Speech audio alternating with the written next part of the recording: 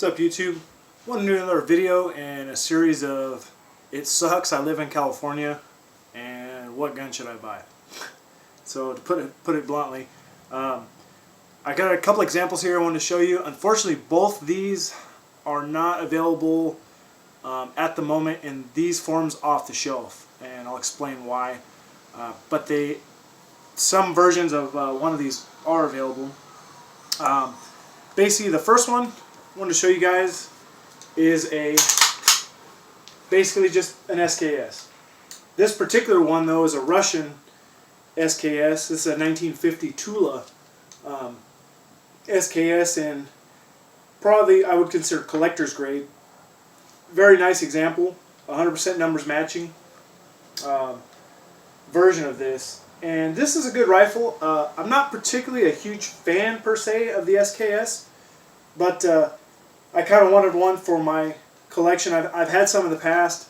I had a Norinco, which is Chinese, before, and it was a good shooter. It wasn't near the quality of build of this Russian. As far as like the machine work goes inside, when you took it apart, you could see the swirl marks, everything everywhere of the machine work. It worked fine. No problems as far as it not working. It just wasn't as nice of an example. The wood wasn't as nice. The finish wasn't as nice. The machine work definitely wasn't as nice as this Russian. Unfortunately, these Russians aren't available anywhere to purchase new. Like, there's just not no stock available anymore. And in order to buy a Russian, you pretty much have to buy it off of somebody, kind of used, from a forum or trading in a gun store, something like that. But you just can't get onto like JG sales or something and order one like you can like a Yugoslavian. And I remember back in the days, probably the late 90s, when Yugoslavians could be purchased all day long for 99 bucks. Camera slipping there. 99 bucks. These were still, back then, were a couple $100. Back even in the like I said, late 90s. This example here, I kind of caught a deal on years ago. I bought it right, and I just kind of held on to it. This is an Arsenal refurbished one, and how you could tell that is when these came out, these were actually blued, and they had a real nice bluing to them. When they Arsenal refurbished them in Russia, they kind of like put almost a parkerized coating on them. So that's how you kind of tell if you're looking at one. If it's an original example, it's blued, like a real deep bluing. This one is not. This one's been refurbished, Arsenal refurbished. But like I said, it is 100% numbers matching. I mean, I've had it apart, cleaned it, years ago, and everything's scribed and matched. From the magazine to the bolt, the piston, everything that's marked is all marked, numbers matching. So it's a good example. But good rifle. They work. They shoot well. They don't malfunction. You can load them with stripper clips. Another thing word of caution on the stripper clips is on eBay you can buy these bulk ones from like NC Star or something like that, some Chinese manufacturer, and it's a pack of like 20 or 50 for 10, 20 bucks, whatever. Those don't work right. I mean, don't plan on getting them and just loading them up and using them. They have to be fitted. Maybe out of the 50 you might get 15 or 20 that are worked right out of the pack. The rest you kind of got to take a set of needle nose or do some fiddling with to get the rounds to slide in and get them to work in the bolt here, to load. The military surplus ones, if you can find them, sometimes they go for $3 to $5 a piece, but those tend to work. I mean, those are nice examples. They're just really expensive compared to the Chinese made current ones. But like I said, if you do buy them, just plan on doing some work with them, that they're not going to work right out of the package. But like I said, nice example. This one is California legal. There's no evil features per se. You can get SKSs. You're not going to be able to find Russians probably right off the shelf like that. And if you do, you're going to pay a pretty penny on them. And they might be past the point of what you'd want to pay for just kind of a shooter's grade gun. So I'd say look into the Yugos. And there were some that JG Sales had not too long ago that were, I want to say 250-ish, 275, something like that. And if you can score one under 350, they're a good shooter. Like I said, good example of a well-built rifle. I mean, they're war-proven, duty-proven. They were used in the Vietnam War conflict. They've been in service for in the Chinese military for years and years and years. I think some third world countries still issue them, still use them. So like I said, they're just the predecessor to the AK, and they're a good rifle. They're fun. They're just not. They just don't have the kind of appeal or cool factor of an AK. Like I said, because they are slower loading and stuff. They have the box fixed 10-round magazine as opposed to changeable magazines. And magazines are available. The Tapco makes them. I don't know how well they work. I've heard good and bad stories about them. But in California, they're obviously a no-go because it makes it a detachable mag rifle over 10 rounds. Even a 10-round detachable magazine on this rifle isn't compliant. So just be aware of that, that you have to pretty much keep them in this configuration. There was some, if you're unsure and you're buying on the internet, check on Calguns, look at the flow chart. There was some, I believe, banned by name. And I'm not exactly sure which ones those were off the top of my head. So just be aware of that before you make, like, say, an online purchase. Obviously, if you're walking into a store, and there's one on the shelf, obviously, I'm sure they've done their homework because the DROS system won't let them DROS it to you. It'll actually come up and say assault weapon or whatever. So, if you buy one in a store, you're pretty much safe. But just something to be aware of when shopping online. Make sure you buy the correct one. But like I said, good rifle. They shoot good. The Norinco I had even shot good. I remember shooting that thing years ago with surplus ammunition out to 350 yards. We were shooting a steel disc, and it was a big steel disc. It was probably 24 inches. I mean, it wasn't no small disc, but it was at 350, and it was probably, like I said, twice the size of a man, chest wise.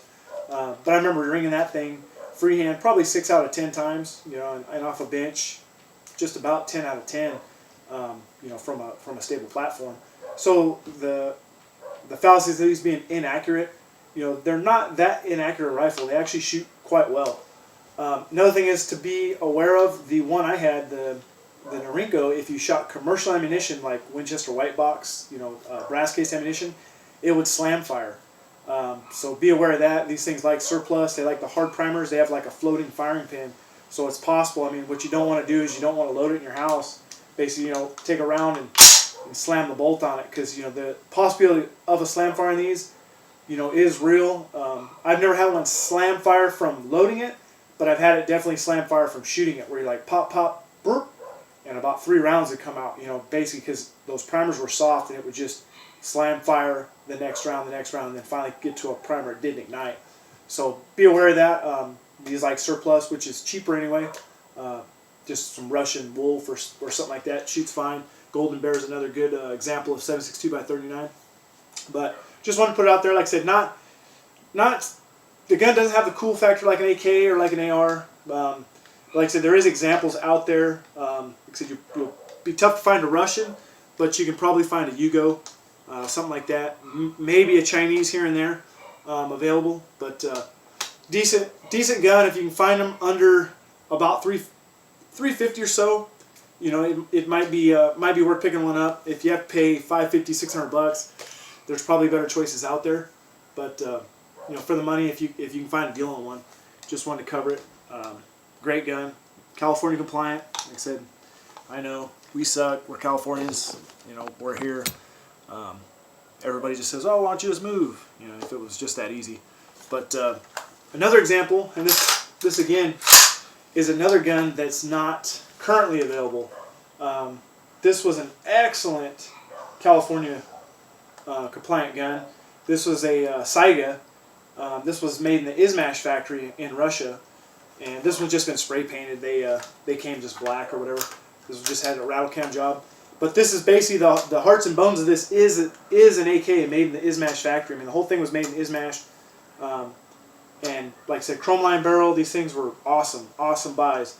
When these first started being imported, it wasn't unheard of to pick these up for like $275. When they started going out, they were about $550, and then now with the importation ban that Obama put against Russia when they invaded Ukraine or whatever, pretty much stopped importation of these. But this, if you can find one, I know the used market now on these are $750 plus. But still a great rifle, and they need basically nothing. They're California compliant. The only thing that I did to this one is Carolina Shooter Supply sells a bullet guide, because basically how they get these in the country is they're in a sporting configuration, So what that means is it won't accept the high capacity magazine, even though it's double stacked. They had the bullet guide made in the factory magazine and left the bullet guide out here. So what that do is it wouldn't accept an AK magazine. So that's only illegal for importation. So once it's here and been imported as a sporting rifle, you can do, you can make the changes yourself. Some people convert them back to full AKs. Obviously with California, that's not an option anymore at this point. But basically what you can do with the bullet guide is, this is standard Tapco AK magazine. Once you place the bullet guide in there, it just comes with a little guide, a drill bit, and a thread and a bolt. And basically you just have to put it in place, mark it, drill it, thread it, and then bolt it in. And then what happens is it'll actually accept a 30-round magazine. I don't know, it's tight fitting. Oh, that was really tight. That was a Tapco. This is a Magpul magazine or whatever. This one fits. First time I tried a Tapco in there, it's actually pretty tight. But it does accept the Bulgarian steel magazines, the South Korean steel magazines, Romanian, all that kind of stuff. This is a polymer mag as well, but this is a Magpul AK style mag. And then basically what you have to do is shave this down about 1/4 inch or so with, like, say, a Dremel or a file to get it to accept that lip. And that's the 2 modifications that you got to make to get it to accept AK magazines. And at that point, then now you're not stuck buying the $30 piece Saiga magazines. Even 10-round AK magazines are a lot easier to obtain, a lot cheaper. But like I said, this was an excellent option. It's just unfortunate it's kind of off the table now from buying new. Like I said, it's going to have to be bought used somewhere, off maybe Calgun, something like that. Maybe even score one off Gunbroker if someone will, if your FFL will receive it. But it is 100% featureless. It is okay at this point to run, high capacity or full capacity magazine in it. There is no other features. There's no pistol grip. It's not threaded barrel, so it doesn't have a flash suppressor of any sort. It doesn't have forward grip. Anything like that would constitute other features. And like I said, it's awesome because it actually is the real deal AK guts, inside as far as being made in Russia. So it's close you're going to get, basically in California, to a Russian-made AK that you can still purchase now.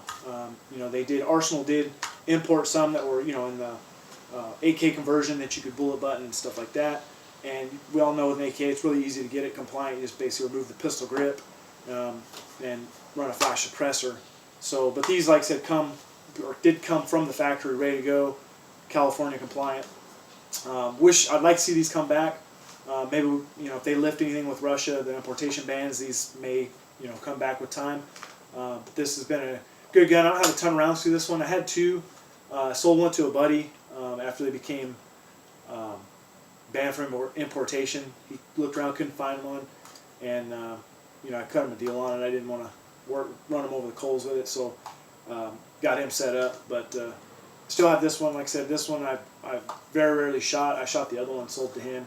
This one's just kind of been hanging around. But what little I did shoot, they run good. Like I said, good reviews on them and everything. And like I said, with the chrome line barrel, you hardly even get that on some of the AKs you buy now. But just want to touch bases, just give you some more options out there. Unfortunately, these options, like I said, are rough to get. They're still out there. They're just not where you can call your FFL and say, hey, give me one. Whatever. You're going to have to pay, unfortunately, a little bit of a markup to somebody who wants to get rid of one on the Russian SKS or on this Russian Arsenal or a Russian Saiga. But either way, this or like a Mini 14. I don't have a Mini 14 anymore. The one I had was one of the older series that just didn't shoot worth the heck. So I just I got rid of it. It did work, it functioned, but it was very, very inaccurate. And I just didn't really care for it. Not a big fan of that gun. But like I said, hopefully, if you guys are looking for one, you score one. I'd say check Calguns, check the marketplace in Calguns. I've seen them up there before. Unfortunately, the prices reflect the availability of them because, like I said, they're really, really tough to get right now. But just wanted to try to put some other options out there, for guys that are stuck behind the lines here and we're looking for something else. SKS, Mini 14, Saiga if you can find one. M1A is another good choice. Those are coming down. Looks like some of the prices I've seen new email and flyers I get, you know, from some distributors seem like they're coming down. So that might even be an option. That's definitely a nice rifle. That M1A. I'd love to have a Scout. I just never ponied up the money to get one. But maybe now, since my choices are so limited, that may be on the table later at some time. So anyways, guys, like I said, if you're stuck here like I am, you know, at least for a while, those are some other options for you. And hope this video enlightened you a little bit and gave you some more choices on what's out there. All right, thanks for watching, guys.